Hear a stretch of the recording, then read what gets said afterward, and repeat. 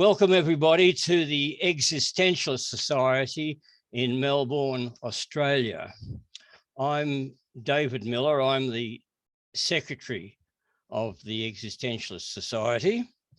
Existentialism is an umbrella term covering diverse and often conflicting schools of thought. Consequently, we're not agreed on who or what is an existentialist. We simply agree to disagree. So the views of our speaker are his own. And our speaker today is Bernie Lewin, who's the academic director of the Platonic Academy of Melbourne. And Bernie's topic is Lullabies for the Dying, from Platonic myths to Christian beliefs. Bernie. You're muted, Bernie. Thank you very much, David, for that introduction. And yeah, welcome everyone. I'm Bernie Lewin from the Platonic Academy of Melbourne. So the Platonic Academy of Melbourne is a bunch of Plato nuts who run courses mostly reading Plato's famous dialogues like the Republic and so forth. If you want to catch our courses, just find us at Platonic Academy of Melbourne. You should be able to find that in Google fairly easily. So we have courses running through most of the year, and you might find something of interest to you there. So thank you, David, and the Existential Society for having me along to give you a bit of a taste of Plato with a bit of an angle for, I think it was agnostics, I thought. Maybe there's a few agnostics here, giving a bit of an angle and looking at Christian belief and the origins of Christian belief a little bit related to Plato. So we're going to be considering Plato the myth maker to start with. How Plato seems to have not only retold old myths, but invented new ones. To what purpose? Myths? Plato will tell us. Are there good and bad myths? Certainly there are. But most of the old Greek myths about gods and heroes, they're no good and they have to be gotten rid of, according to Plato.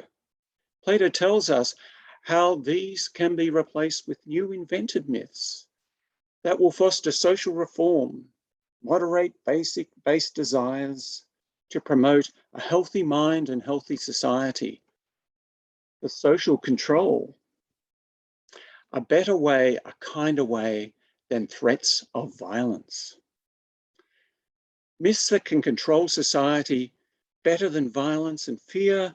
Plato invented this idea or promoted this idea in the 4th century BC.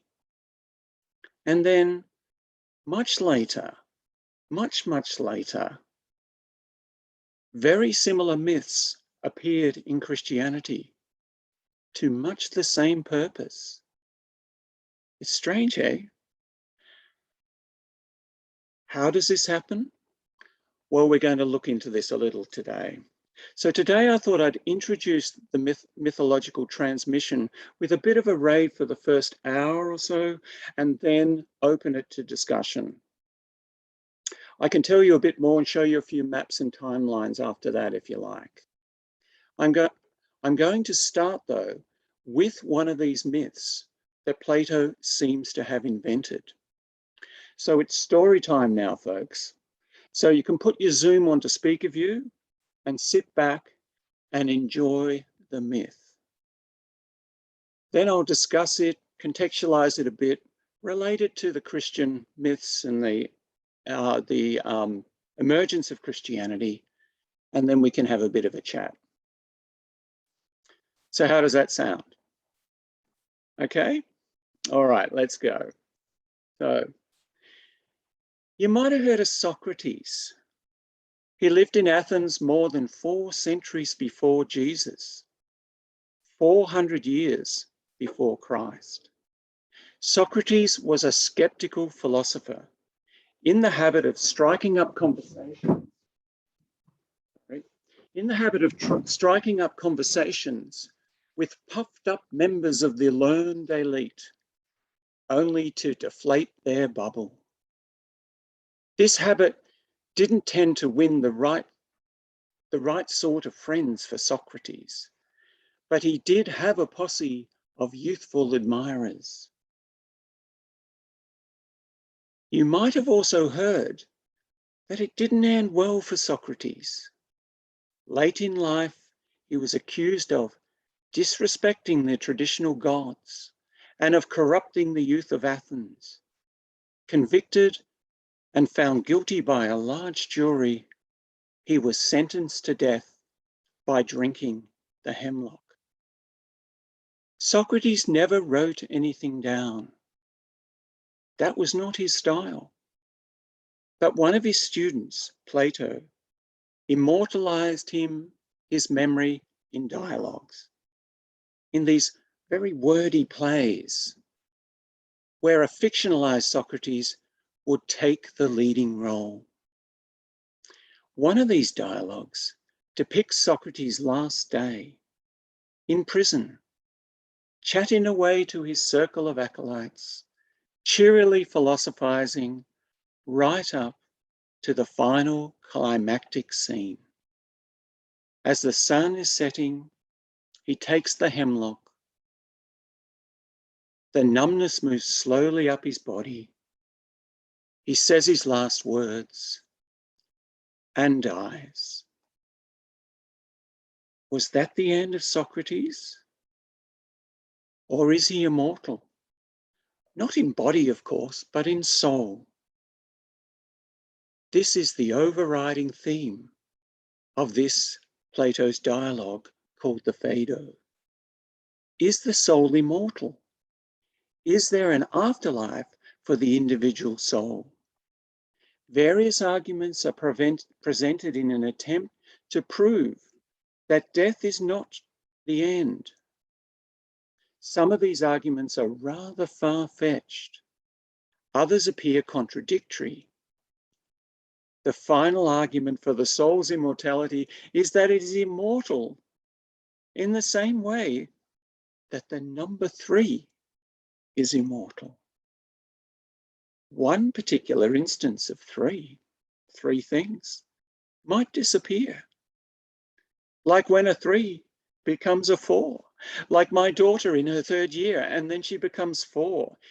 In this case, the 3 qua 3rd goes away, but it still exists somewhere. And more importantly, the number 3 always exists in itself. This is the thing with Plato. It still exists in a formal sense. Numbers themselves, not numbered things, numbers themselves always exist outside time, beyond sense and particularity. An important lesson in Plato's theory of forms. But here in this argument, it's important too. Just as with the number 3, so with the soul. In the same way that 3 is immortal, so is the soul. We won't go into the argument right now, but that is how it goes. The soul immortal, like 3 or 2 or 1. They're always there somewhere, expressed in some ways, and they are in themselves immortal. Of course, this is a very abstract notion of life after death. That our afterlife might continue like a mathematical entity, it's not reassuring for the ego self facing departure from friends and family, from social life, social being, the very end of consciousness, of experience, death as we know it. But then we get this myth. Just before Socrates takes the poison chalice, he tells a story of the afterlife. Now you can find this in the Phaedo if you want to go and look at it later, from page 1 2Oct21. The story begins with a preamble. If death meant being separated from everything, Socrates says, it would be a godsend for bad folks to die and be separated at once from the body and from all their badness, along with their soul. But as things are, given that the soul is evidently immortal, like the number 3, there'd be no way for our soul to escape from evil, no way of saving itself, except by becoming as good and wise as possible. This is how the story goes, says Socrates, which in Plato indicates the beginning of a myth. It's like once upon a time. This is how the story goes. What they say is that, in fact, each person's own guardian spirit, the one to whom he has been allotted in life, we might translate this guardian angel, tries to bring him after his death to a certain place where the assembled company must submit themselves for trial before journeying to the other world. Continuing a bit further down, now when the dead come to the place to which each is taken by their guardian spirit guide, they first must submit to a process of judgment, both those who have led fine and pious lives and those who have not. Those judged to have lived a middling kind of life journey to the river Acheron, where they board boats and journey to the lake. There they reside and undergo purification. We might say purgatory. This purification, according to each as he deserves, paying penalties to absolve him from any crimes committed and receiving honors for any benefits bestowed. As for those judged incurable, because of the enormity of their errors, whether they have repeatedly stolen large sums from the temples or killed lots of people contrary to justice and law, they have committed other such heinous crimes. The fate of these, fittingly, is to be cast into the infernal abyss of Tartarus, never to emerge again. Now, not all those thrown into this hell are never to emerge again. The story continues, explaining that there is another category of souls fated to be thrown into Tartarus, consisting of those judged to have committed error that is curable, but serious nonetheless. For example, people who have committed an act of violence towards a father or a mother, but live to regret it for the rest of their lives. When these lesser sinners have been in Tartarus for 1 year, its surges disgorge them into a river, and as they are carried along beside the lake Acheron, they scream and call out to their victims, begging forgiveness, begging permission to transit from the river to the tranquil lake. Those who are forgiven are released from their suffering, but those not forgiven are carried off again into Tartarus, and from there back again into the river, and again back into hell, and so it goes around and around year after year until they are forgiven. Because that is the penalty imposed upon those by the judges.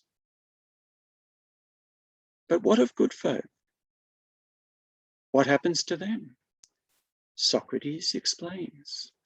those judged to have done exceptionally well towards living piously are free from these regions and released as if from prisons, moving to that pure place of residence. Further down it continues, and from among those in this pure place of residence, those who have purified themselves sufficiently well by means of philosophy, their souls dwell entirely within bodies, without bodies. Their souls dwell entirely without bodies for the time ever after, and come to reside in the most beautiful places. It is for the sake of the things we have described, Simmias. Socrates is talking to his acolyte, young Simmias. It is for the sake of the things we have described, Simmias, that we must do everything to ensure one's share of goodness and wisdom in this life. Fine is the prize, and the hope is great. So that ends the story, that ends the myth. At which point Socrates says, of course, no reasonable person ought to insist that the facts are exactly as I have described, but that something like this is true about our souls and the place in which they dwell, the places in which they dwell. Given that the soul is clearly something immortal, we've proved that, this story does seem to me to be worth insisting upon and worth risking. For someone who thinks it to be so, the risk, after all, is a fine one.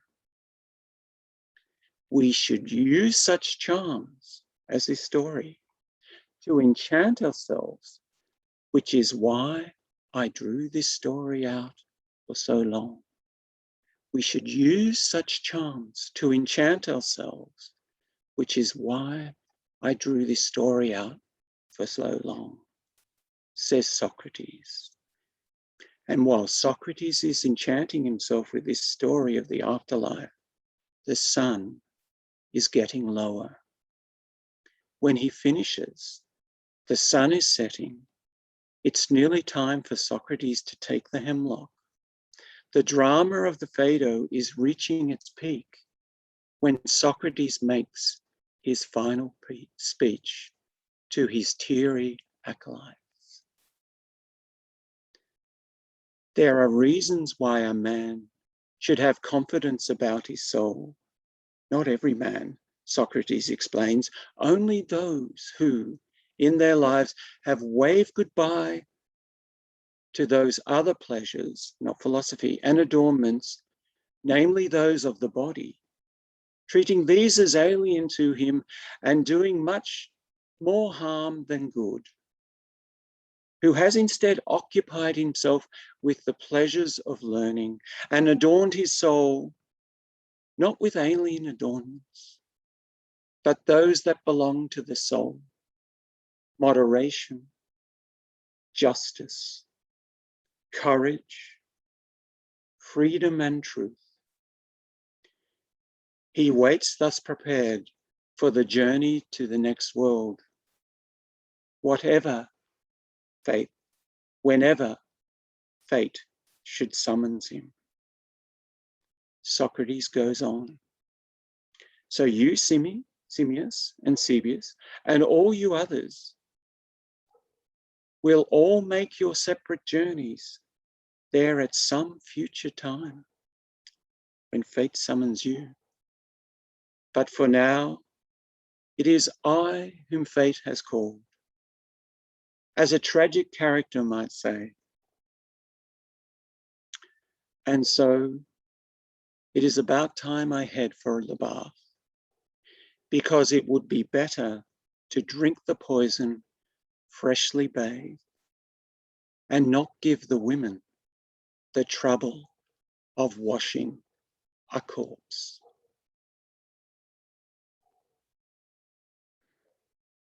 What are we to make of this?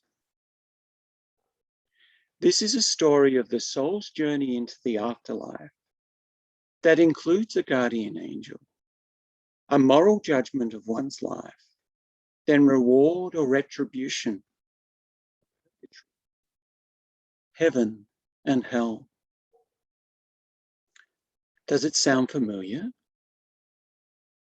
This story seems to draw partly from popular Greek myth, but also perhaps from the myths of the secretive Greek mystery cults.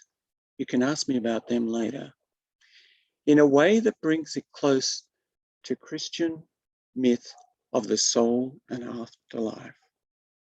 Christian mythology that has survived into our time. What's curious is that there is very little of this in the Bible. The New Testament talks of spirit as opposed to physical animal body. And it talks of possession by the Holy Spirit and the divine Logos, the medium of God within. Many times it explains that this God within is the kingdom reign of God, our taste of eternity in this life. The Bible does not use the language, Platonic language of the soul, the psyche in the Greek, nor does it say much about what happens immediately after one dies. Instead, the Bible does tell a story of the end of times, of a bodily resurrection, which is an entirely different thing. This bodily resurrection is John's apocalypse, Revelations. In the last book of the Bible, the book of Revelations, there is also a judgment, but this is on a judgment day. That is at the end of the world as we know it, the end of history. On that particular day, which is not so far away, the end is nigh. On that great day, at the end of times, the dead will be physically raised from their graves, so that the good folk, both the quick and the dead, may come to life in a new Jerusalem. Descended from heaven. You see, the old Jerusalem had just been destroyed by the Romans in 70 AD, just before this was written. We'll come to that. According to the last book of the Bible, this shining new Jerusalem will descend from heaven for Christ's reign on earth. This is the canonical second coming story, the original official Christian story in the Bible. As we so often find in Christianity, so here, the teaching on salvation, there's two competing, overlapping narratives. In this case, the overlap is where both stories have a moral judgment, followed by reward and retribution. What's different is that Plato's story of the soul, the individual soul, and its afterlife in spirit, separate from the body, a resurrection in spirit, if you like. Down through the history of Christianity, the Bible story of the end of times would compete with and blend with stories of what individual souls would experience after they separate from their body directly after their own individual death. that such stories of the soul's afterlife, after separating from the Bible, are nowhere explicit in the Bible should be no surprise to anyone who's read the old Jewish books at the beginning of the Bible. There we find a strong and explicitly policed separation of us mere mortals from the immortal, fearful, divine authority. Some folks here might know of the myth of the Garden of Eden, that there was this tree of knowledge from which Adam and Eve did eat, and they lost their innocence. They became self-conscious, capable of sin. But there was another special tree in that primeval paradise, the tree of life, with fruits of immortality. After man-woman's first transgression, Yahweh set up guards to prevent them eating also from this tree. Heaven forbid that they might become like gods. The Tower of Babel, do you know that story? Is another story from old Judaism where aspirations to divinity are thwarted by God. Not so our Platonic myths, where aspirations to the life of the divine are encouraged. Indeed, one's life, this life, should be a preparation for such divinity in the life ever after. The likes of this story we have just read, this story of the soul and its afterlife, are a direct challenge to the lessons of old Judaism.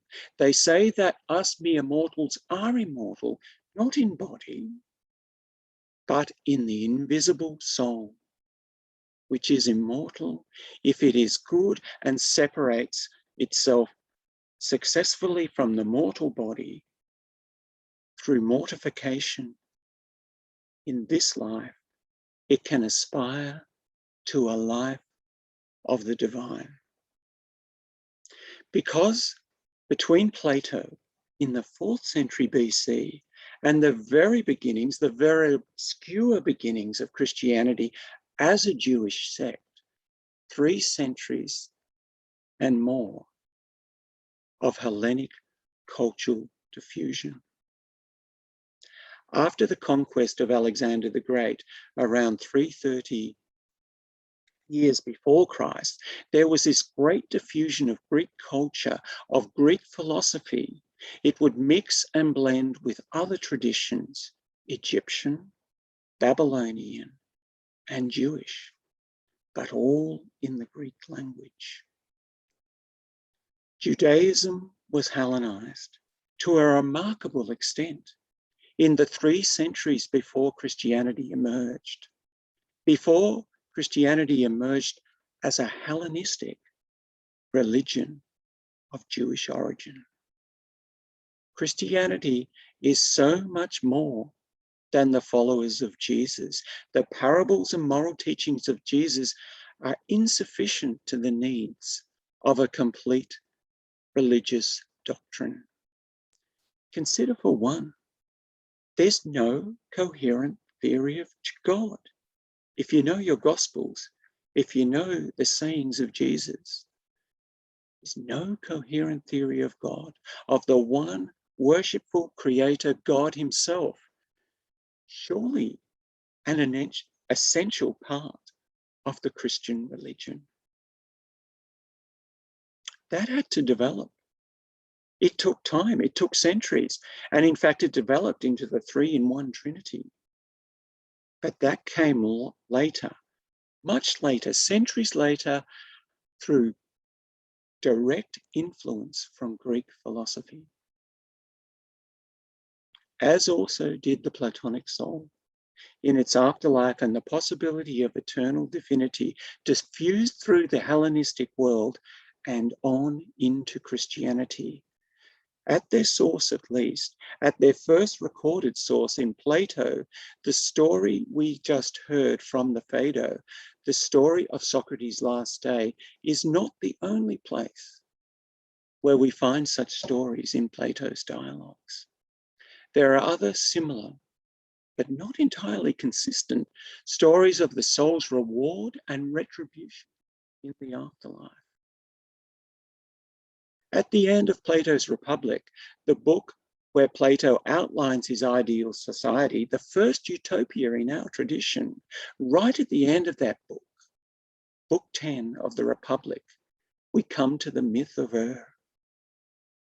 Ur was a soldier who had been given up for dead on the battlefield, but came back to life.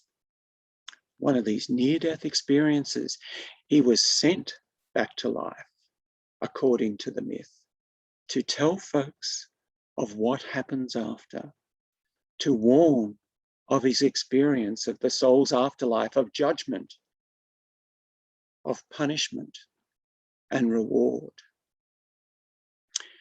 And in another dialogue, the Phaedrus, there's this wonderful story of souls as winged horse chariots, flying to eternal divinity in the high heavens. This highlights one of the big differences with Greek myth. Hades was below, underground, while the divine resided above in the heavens. In the old Greek stories, you go down to Hades. In Plato, you go up to heaven. In the old Greek myths, as with old Judaism, there are all these cautionary tales of mortals' aspirations to divinity, to godliness. Not here. This is a break with Plato. Human souls can, if they are good, aspire to divinity, to a life in the highest heavens. So, the early fathers of the church, the patriarchs as they're called, those that fleshed out the parables and sayings of Jesus into a fully fleshed religion, the fathers of the church imbibed Platonism. We can see this in their writings. We know this from their biography. They were fully immersed in it. Some were schooled in Plato, even as Christians. The schools were still open, well into the 5th century and even into the 6th. Some were Platonists before they were Christian. And they saw no contradiction between Platonist doctrine and Christian doctrine. So some of them were converts from Platonism, like St. Augustine in the 4th century, right? Long after Jesus. And he saw no contradiction, as did so many fathers before him. Origen, Clement of Alexandria, and right back to Justin Martyr. Not much more than 100 years after Jesus' crucifixion. These fathers took the Platonic doctrine of the soul with them. And these myths, these stories of the afterlife that appeared in Plato's dialogues, explicitly demarked in Plato as myths to enchant ourselves. These were brought into Christianity. These stories of the afterlife are reflected in the early church writings on the immortality of the soul. And not just the afterlife. The Platonic myths tell of many lives, reincarnation, until finally arriving at eternal repose with the divine, much like Buddhism. In fact, in the early church fathers, we do get pre-existence, not just post-existence, pre-existence of souls, even reincarnation.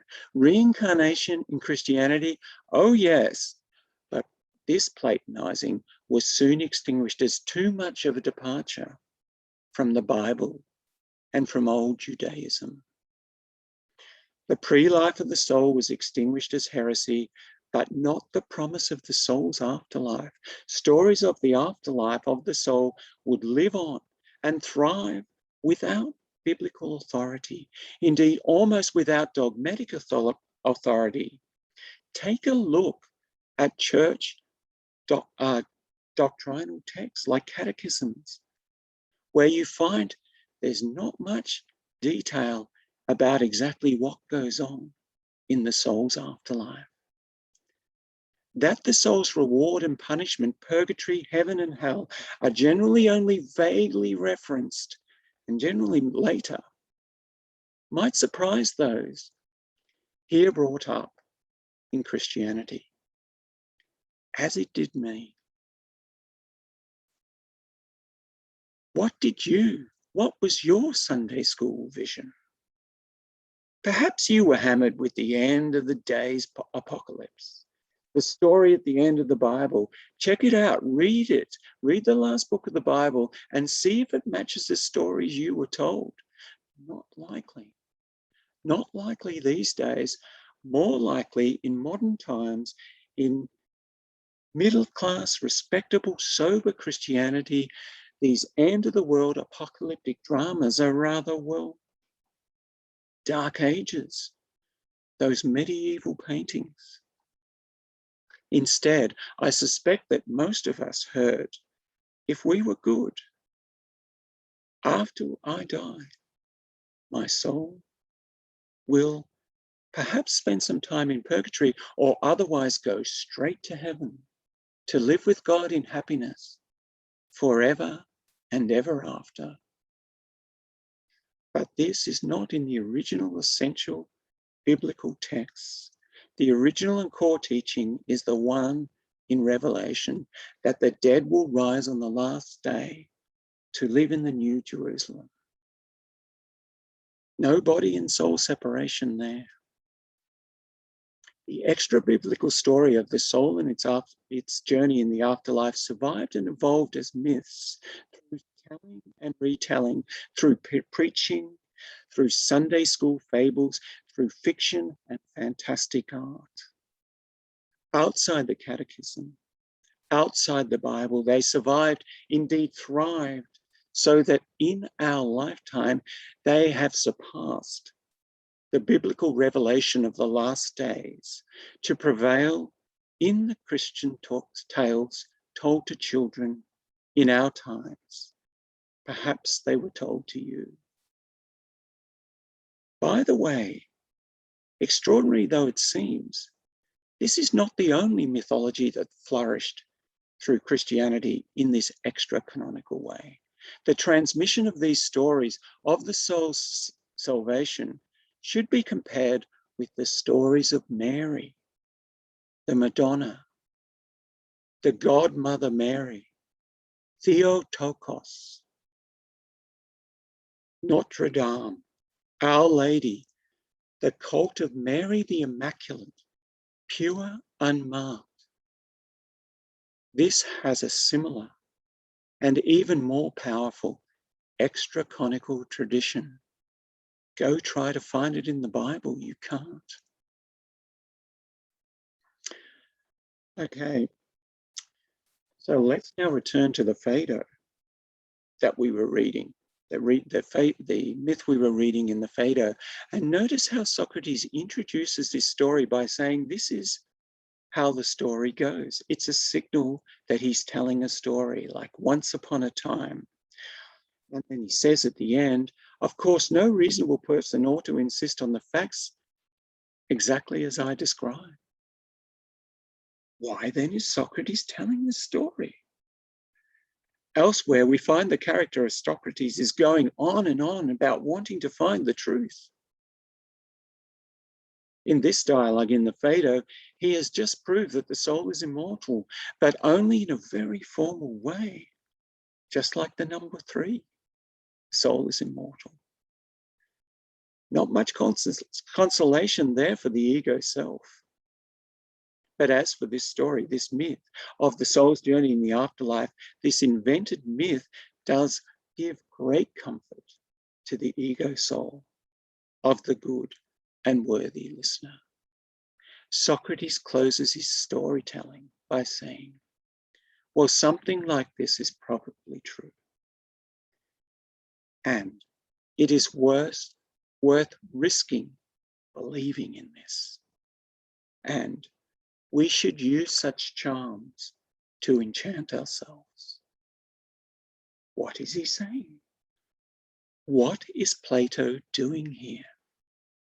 Is Plato, through Socrates, suggesting that the story that I just read out should serve as a lullaby for the dying? A lullaby that Socrates tells himself and his friends to allay their anxiety. This and much more are suggested a few pages back in the dialogue. On page 91b, if you want to find it, if you go and have a look, we find Socrates, so the Socratic method of dialectic inquiry coming into question. Socrates talks about the distorting influences on investigations, like those with a vested interest in a particular outcome of a dialogue tend to lead it astray. It's no longer scientific inquiry into truth, but more like persuasion, more like public speaking, not seeking the truth, but arriving at a particular conclusion like you've been set, a debating topic, like the rhetoric taught by the sophists, who the fictional Socrates often berates as not interested in finding truth. The aim is persuasion, not truth. But here Socrates says, well, I feel at my present moment that I'm nearly as bad as they are. What present moment? He's about to die. Right at that dramatic time, within hours of his death, Socrates has a rather strong investment in the outcome of this debate about the immortality of the soul.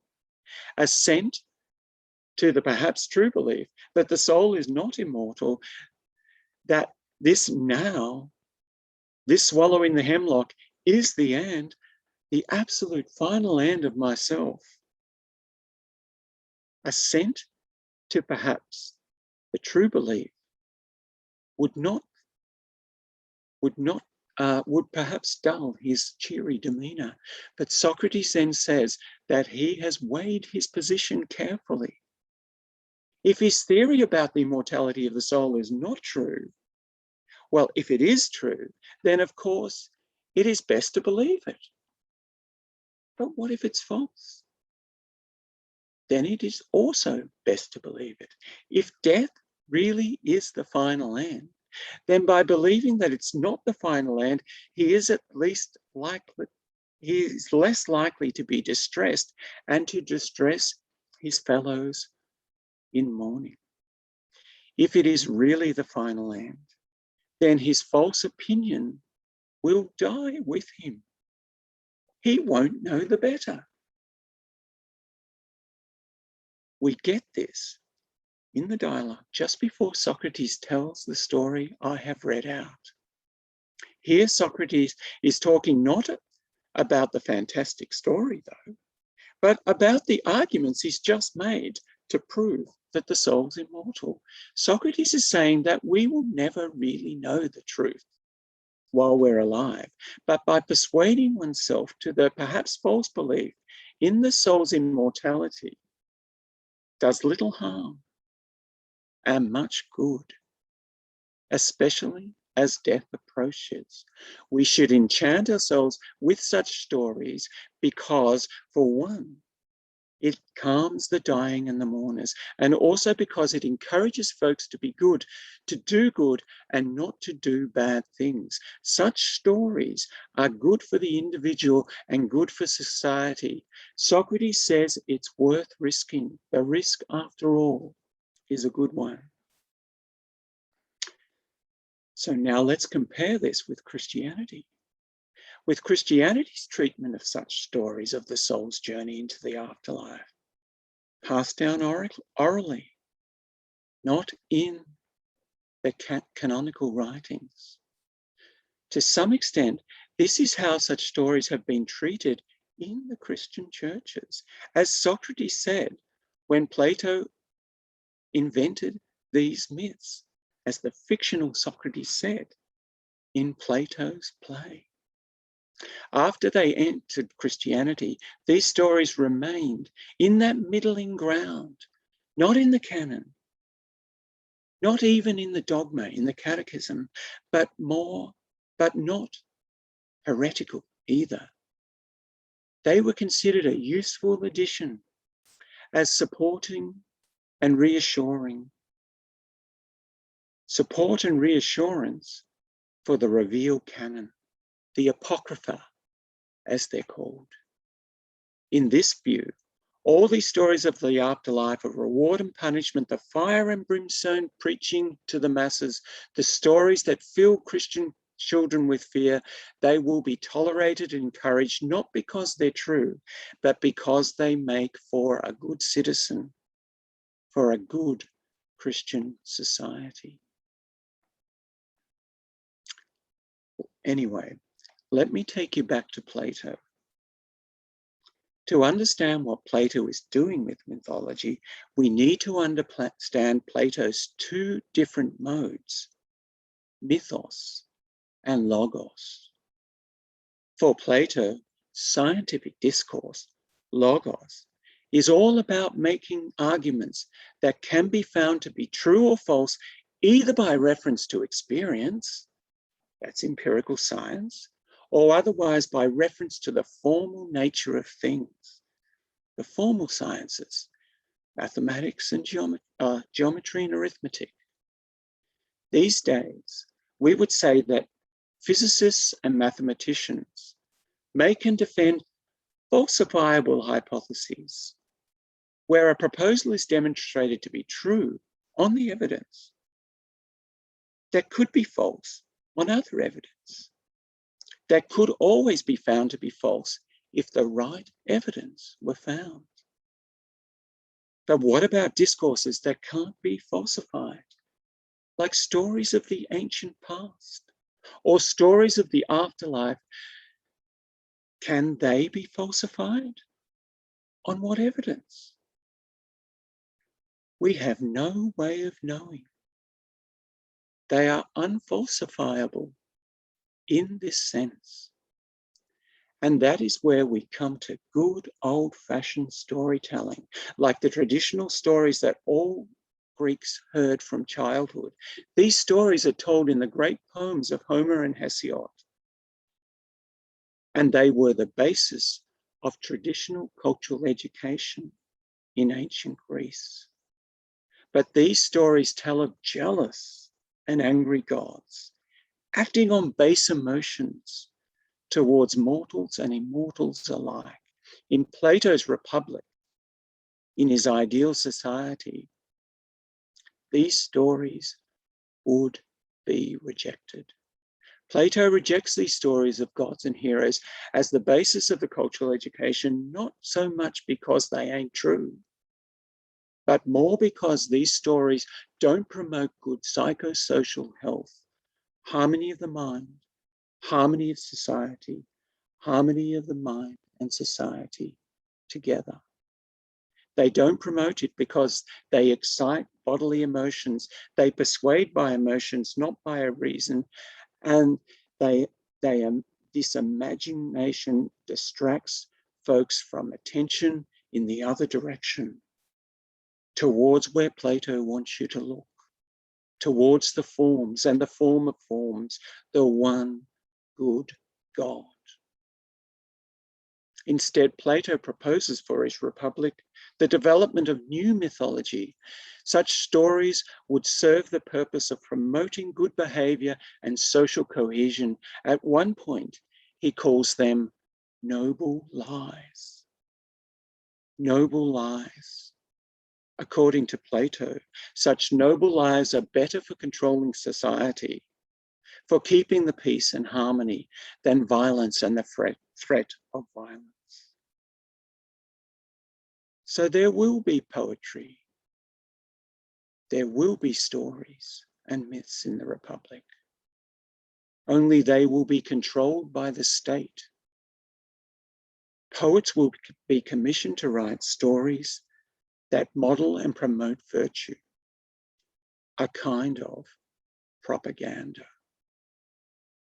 Now, of course, this approach to stories has its dangers, some of which we know from the 20th century.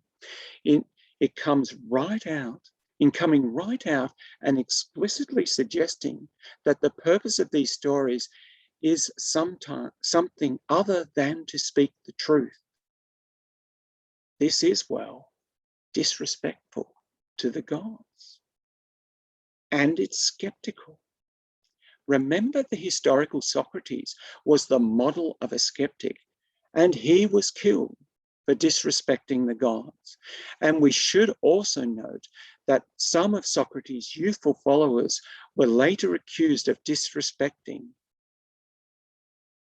such disrespect, including Alcibiades, who appears in Plato's Symposium, and including Critias, who wrote a satirical play, which is our earliest surviving source of atheism, the first appearance in our tradition. This satirical play, written by a student of Socrates, tells of purposeful invention of gods, of fear of gods promoted for the purposes of social control. To consider a myth in terms of its psychological and social impact, and not for its truth value, we might call this the sociological approach to knowledge. And this sociological, self-conscious approach to cultural traditional education continued in the Hellenistic period among the Epicureans, among the skeptics. Religious stories were explicitly recognized to have a sociological purpose, and they were sometimes lampooned to this effect as controlling the population through fear. This sociological approach to knowledge persisted in Roman literature. A marvelous example is Livy's History of Rome, where Livy describes how the early Roman Emperor Numa purposefully introduced religion to keep the peace of the new empire. In the Renaissance, Machiavelli famously picked up on this in his discourse on Livy. And this is how we find religious skepticism revived in a sociological discourse, where knowledge was considered not in terms of its truth value, but in terms of its psychosocial effect, whether for comfort or for fear. For fear, build a good society on fear of retribution in the afterlife. For comfort, we enchant ourselves, our ego selves, with stories of immortality to allay fear in the dying and sorrow in the mourners. Of course, this approach, Plato's approach, even where it is sympathetic and supportive of myths, risks promoting skepticism, cynicism, atheism. This was not exactly Plato's purpose, but it was his purpose to some extent. He had to say that he wanted to get rid of the old gods. And through his influence on Hellenistic philosophy and religion, including Christianity, he succeeded. The way he did this was ingenious. He had two ways, right? The way of science, logos, as he called it, true by reference to experience, empirical science, mathematical science, the formal sciences, and then he had myth. Mythos, not logos. Mythos was not true by reference to experience or to the forms, rather, it was true by a moral reference. How does this work? Strategically, it was ingenious. Plato said that God and the gods are good. They must be good. No one can deny that. To say the gods are good is surely respecting the gods. And so all those stories that present them as bad must be false. All Homer stories, Hesiod stories, they must be false if they present the gods in a bad light. It is on this basis that most of the old stories of Homer and Hesiod would be banned from Plato's Republic and replaced by true myths. That is true by reference to gods as good. And so this is how we get myth, true and false, by reference. First, by moral reference. First, by determining what is morally good, a big question in the Platonic dialogues, and then developing myth true to that standard. In this way, Plato justified the creation of a whole new mythology that modeled good behavior for the young and for society in general. The new mythology would be designed to the purpose of promoting virtuous behavior, and so social cohesion, and so good psychosocial health.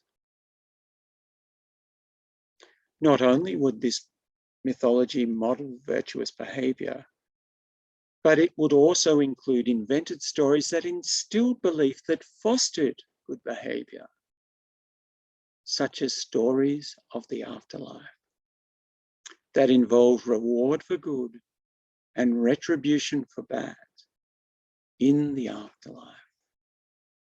Soldiers, says Socrates, will be brave in the face of death. And otherwise, when someone who has led a good life is dying, then they and their loved ones will be comforted by knowing that they are going to a better place. We enchant ourselves with lullabies for the dying. And we model good behavior for the good of the soul and the good of the state.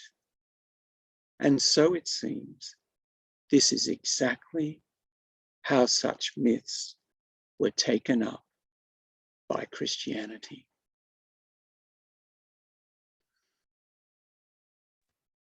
Okay, that's enough from me. Let's hear from you guys. Well, thank you, Bernie Lewin, for your presentation to the Existentialist Society on lullabies for the dying, from Platonic myths to Christian beliefs.